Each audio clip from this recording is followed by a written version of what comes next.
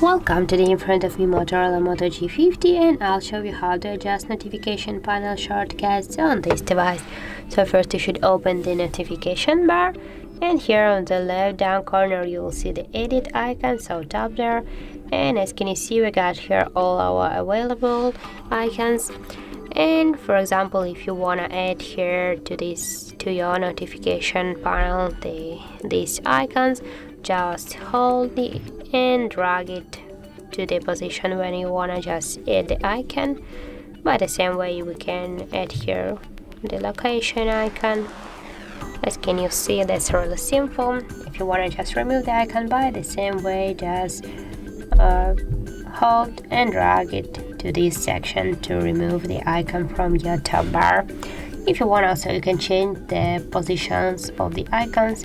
Just hold and move it to the position when you want to just add your icon by this way.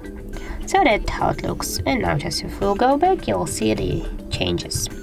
So if you found this video helpful, leave like, comment and subscribe our channel.